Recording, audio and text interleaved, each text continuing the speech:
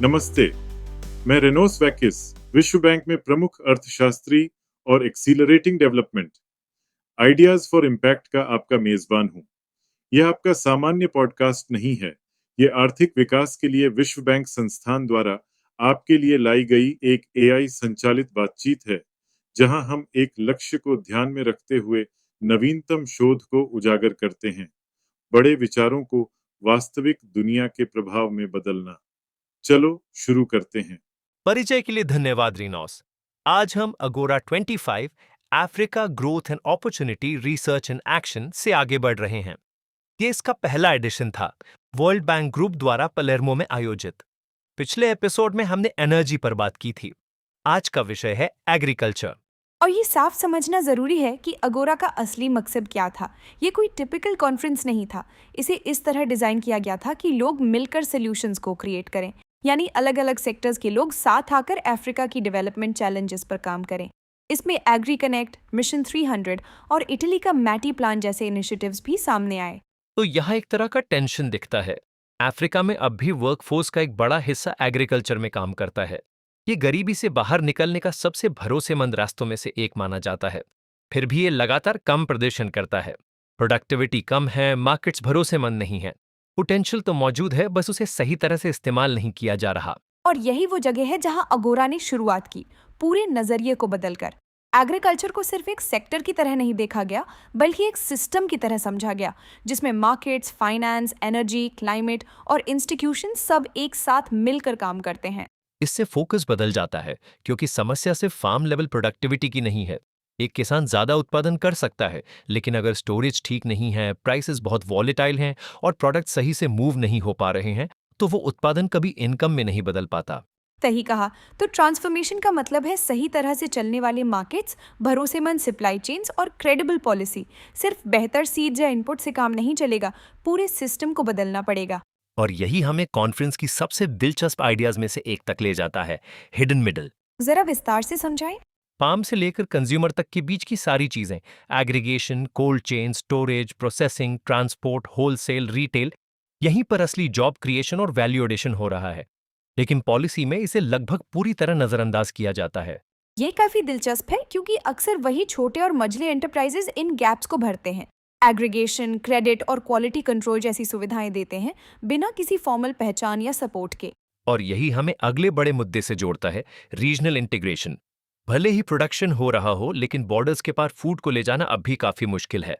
अब टैरिफ्स मुख्य समस्या नहीं रह गए हैं। ये non tariff barriers, border delays, incompatible standards और पॉलिसी अनसर्टेनिटी की वजह से होता है। कागजी काम और अनिश्चितता का खर्च कई बार टैरिफ से भी ज्यादा पड़ जाता है। और इसका नतीजा ये है कि अफ्रीका हर साल अब भी 70 से 80 बिलियन डॉलर्स का फूड इंपोर्ट कर रहा है, जिसमें ऐसे प्रोडक्ट्स भी शामिल हैं जिन्हें वो खुद कॉम्पिटिटिव तरीके से प्रोड्यूस कर सकता है। तो यही फूड कॉरिडोर्स का मतलब है। हर जगह सब कुछ ठीक करने की कोशिश करने के बजाय आप उन जगहों को पहचानते हैं जहां प्रोडक्शन की पोटेंशियल ज्यादा है और उन्हें डिमांड सेंटर से जोड़ते हैं। फिर लॉजिस्टिक्स, ट्रेड फैसिलिटेशन, प्रोसेसिंग और इंफ्रास्ट्रक्चर में मिलकर निवेश करते हैं, यानी इन सबको जोड़ने वाला पूरा सिस्टम तैयार करते हैं। बिल्कुल, ये अलग अलग प्रोजेक्ट्स नहीं बल्कि जुड़े हुए सिस्टम्स की बात है। प्रोडक्शन जोन्स, मार्केट्स और अर्बन डिमांड सब ऐसे जुड़े हों कि वैल्यू चेन सच में ठीक से काम कर सकें। लेकिन यही से बात मुश्किल हो जाती है। इस विजन के बावजूद भी फाइनेंसिंग एक बड़ा कंस्ट्रेंट बना हुआ है, और सबसे बड़ा गैप फार्म लेवल पर नहीं है, बल्कि मिड स्ट्रीम में है। स्टोरेज, प्रोसेसिंग और लॉजिस्टिक्स फर्म्स को हाई रिस्क का सामना करना पड़ता है, और उन्हें कैपिटल तक बहुत सीमित एक्सेस मिलता है। और क्लाइमेट इसे और मुश्किल बना रहा है। ये अब कोई फ्यूचर रिस्क नहीं रहा। ये पहले से ही यील्ड, सप्लाई शेड्यूल्स और रिलायबिलिटी को प्रभावित कर रहा है। जो बिजनेसेस वैल्यू चेन्स में काम कर रहे हैं, उनके लिए रेजिलियंस अब एक कॉम्पिटिटिव नेसेसिटी बन गई है। इससे ये सवाल उठता है कि पूरे सिस्टम में रिस्क को कैसे बांटा जाए। टूल्स तो मौजूद हैं, insurance, disaster risk finance, blended finance और अडेप्टिव सोशल प्रोटेक्शन। लेकिन असली चुनौती इन्हें सही तरह से जोड़ने की है, ताकि रिस्क बार बार उन लोगों पर ना आए जो इसे सहन करने में सबसे कम सक्षम हैं। और इन सब के नीचे सबसे अहम चीज है इंस्टीट्यूशंस। कमजोर इम्प्लीमेंटेशन, बिखरी हुई जिम्मेदारियां जैसे फ्रैगमेंटेड मैंडेट्स और अचानक पॉलिसी बदल जाना जैसे एक्सपोर्ट बैन्स, ये सब भरोसे को कमजोर करते हैं और इन्वेस्टर्स को हिचकिचाने पर मजबूर करते हैं। जब रूल्स कभी भी रातों रात बदल सकते हैं, तो कुछ भी टिकाऊ बनाना बहुत मुश्किल हो जाता है।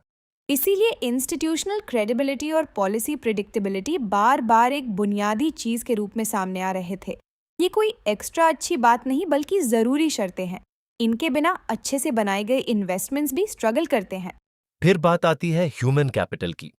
आपको ऐसे लोग चाहिए जो मॉडर्न एग्री बिजनेस सिस्टम्स में सही तरीके से काम कर सकें, जिनके पास सप्लाई चेन संभालने, प्रोसेसिंग फैसिलिटीज चलाने और डिजिटल टूल्स के साथ काम करने की स्किल्स हों।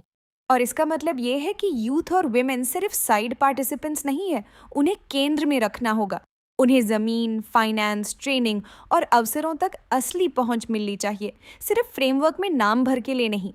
तो जब आप इन सबको साथ में देखते हैं, system reframe, hidden middle, food corridors, financing, climate, institutions और ह्यूमन कैपिटल, तो एक साफ तस्वीर सामने आती है।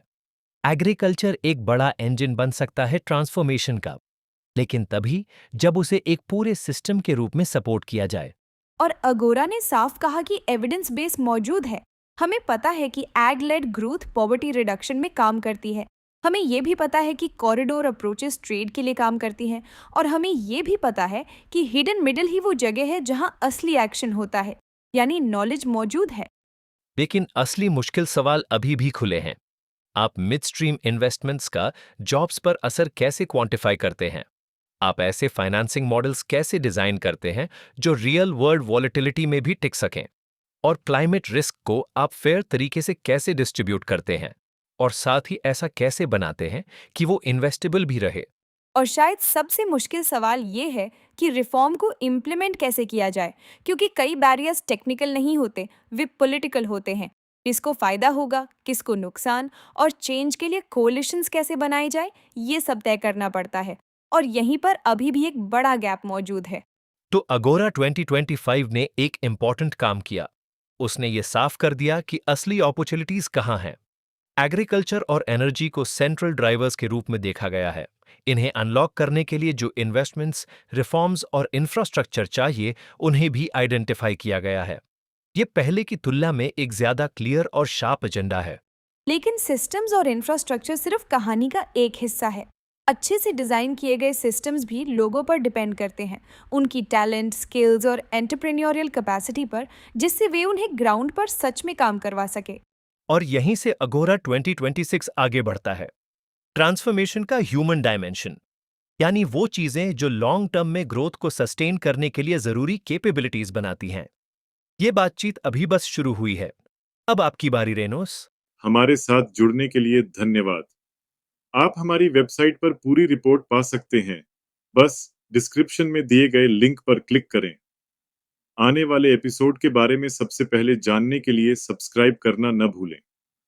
और जाने से पहले, आपने जो सीखा है, उसे आप व्यवहार में कैसे लाने की योजना बना रहे हैं और आप हमसे किन विषयों पर बात करना चाहेंगे। हमें यह जानकर खुशी होगी। तब तक के लिए अलविदा।